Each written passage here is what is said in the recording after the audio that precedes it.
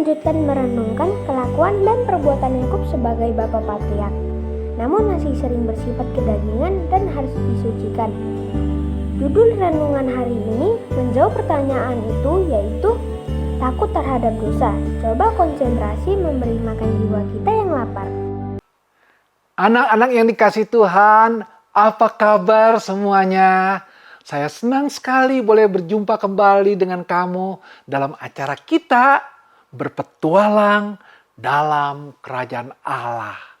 Nah, tema kita pada hari ini adalah takut terhadap dosa. Anak-anak, kelakuan dan perbuatan Yakub yang sering kali bersifat keinginan daging harus disucikan. Tema ini diambil dari Kejadian pasal 32 ayat 1 sampai 21. Nah, natsnya diambil dari ayat 9 dan 10. Demikian bunyinya. Kemudian berkatalah Yakub, "Ya Allah nenekku Abraham dan Allah ayahku Ishak, ya Tuhan yang telah berfirman kepadaku, pulanglah ke negerimu serta kepada sanak saudaramu, dan aku akan berbuat baik padamu. Sekali-kali aku tidak layak untuk menerima segala kasih dan kesetiaan yang kau tunjukkan kepada hambamu." Anak-anak, Yakub terus melanjutkan perjalanan ke Kanaan. Sepanjang perjalanan itu, dia terus memikirkan Esau. Dan itu berarti dia juga memikirkan Tuhan.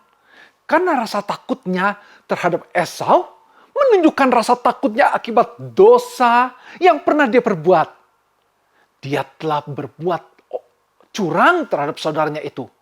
Sesungguhnya ketakutan Yakub yang terutama adalah kepada Allah yang Maha Tahu dan Maha Kuasa.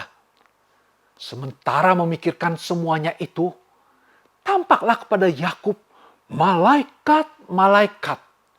Yakub menggosok matanya untuk bisa melihat lebih jelas dan lebih jelas lagi. Mereka seolah-olah datang dari Kanaan khusus untuk menemui dia. Dan yang jelas, malaikat-malaikat itu membawa pesan dari Tuhan. Yakub sendiri tidak tahu apakah mereka itu berada di pihaknya atau melawan dia. Pada waktu itu belum ada pertemuan langsung. Malaikat-malaikat itu terpisah dari barisan Yakub. Yakub menamai tempat ini Mahanaim.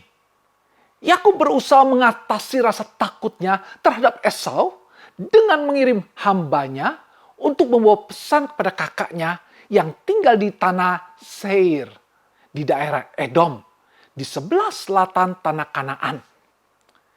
Esau bermaksud segera menemui Yakub dengan membawa 400 orang bersamanya. Menakutkan bukan? Pada saat itu, Esau masih merasa bahwa Yakub berada di bawah kuasanya. Dan dia bisa berbuat apa saja terhadap diri adiknya itu.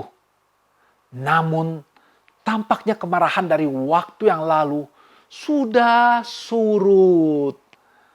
Tetapi dia masih ingin melihat sikap dan kata-kata Yakub kepadanya nanti. Anak-anak, ketakutan Yakub makin bertambah ketika pembawa pesan itu menyampaikan tentang pasukan Esau kepada Yakub. Kemudian Yakub membagi keluarganya, hamba-hambanya dan ternaknya menjadi 2 pasukan. Sehingga jika Esau menyerang pasukan yang satu, maka pasukan yang lainnya masih punya kesempatan untuk melarikan diri. Yakub masih merasa takut. Lalu dia memberanikan diri terhadap Tuhan dan berseru, "Ya Allah Abraham, Allah Ishak, dan Allah Yakub."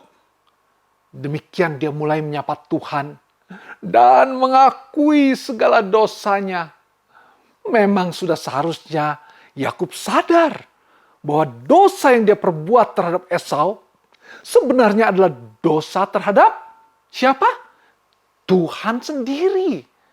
Tuhan sudah berjanji bahwa keturunan Yakub akan menjadi sangat banyak.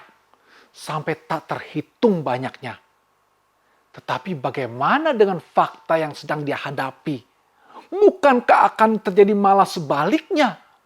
Esau akan membunuh dia dan semua anggota keluarganya. Yakub menyatakan bahwa dirinya tidak layak menerima berkat perjanjian itu. Dengan serius Yakub berdoa. Tapi dia tetap tidak bisa tenang. Dia masih terus merasa bahwa Tuhan menentang dirinya. Dan dosanya kepada Allah belum dihapuskan. Maka dia tetap tinggal di situ. Dan tidak beranjak untuk menemui kakaknya. Anak-anak, Yakub masih berpikir-pikir. Apa yang dia harus perbuat untuk menenangkan hati kakaknya.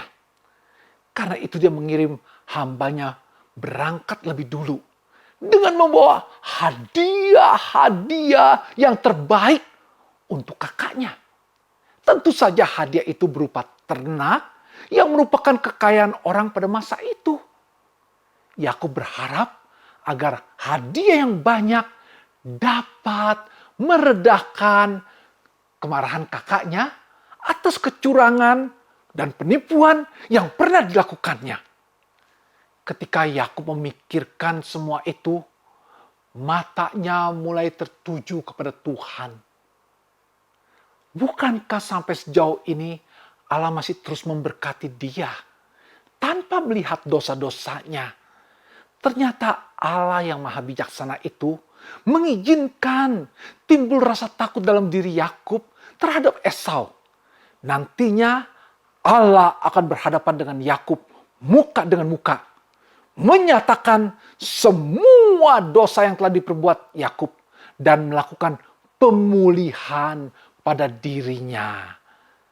Sejak lahir, Yakub sudah berada dalam pergumulan untuk mendapatkan berkat perjanjian Tuhan. Karena itu, ketika lahir, dia memegang tumit kakaknya. Alkitab juga mencatat hal ini dalam kitab Hosea 12 ayat 4. Selama hidupnya, perbuatan Yakub seringkali licik dan cuma bersifat duniawi atau kedagingan. Karena itu, dia perlu disucikan. Allah lah yang memungkinkan terjadinya titik balik dalam hidup Yakub. Nah, anak-anak, besok akan kita lihat apa yang akan terjadi di Peniel, di mana Allah menyebut dia Israel. Saat itu, Yakub tidak lagi bergumul melawan manusia demi janji itu. Tetapi dia bergumul melawan Allah. Dia menjadi pegulat yang dilengkapi dengan senjata rohani, yaitu iman. Nah, anak-anak, sampai di sini dulu perjumpaan kita. Sebelum kita tutup, mari kita berdoa. Tuhan Bapa di surga, kami bersyukur untuk firman Tuhan. Dan pada saat ini, anak-anak-Mu yang Engkau kasihi boleh mengerti bagaimana pemeliharaan tangan Tuhan untuk setiap orang-orang yang meskipun dia masih berdosa, tetapi Tuhan mau pulihkan dan Tuhan mau jaga dan lindungi. Tuhan, biarlah kami juga belajar seperti Yakub yang meskipun takut akan dosa-dosa yang telah dia lakukan, tetapi dia tetap takut kepada Tuhan. Terima kasih juga untuk pemeliharaan tangan Tuhan untuk setiap kami anak-anak-Mu ini. Tuhan dengar doa kami dan berkatilah setiap kami di dalam menjalani kehidupan yang Tuhan percayakan ini.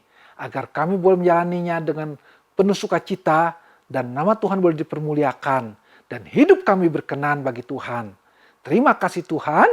Dalam nama Tuhan Yesus Kristus kami berdoa. Amin. Nah, anak-anak, sampai di sini dulu perjumpaan kita. Sampai berjumpa kembali dalam kesempatan yang akan datang. Bersama sahabat BDKA, Vera mengamati pergumulan Yakub yang sejak lahir sangat menginginkan berkat perjanjian Tuhan. Sampai-sampai dengan cara yang sangat licik, dia mengejar berkat Tuhan itu. Puji Tuhan, Allah memberikan titik balik dalam hidupnya melalui pergumulan yang diizinkan Tuhan. Semua ini akan semakin jelas dalam pelajaran besok. Khususnya ketika kita membaca Kejadian pasal 32 ayat 22 sampai 32. Bye bye.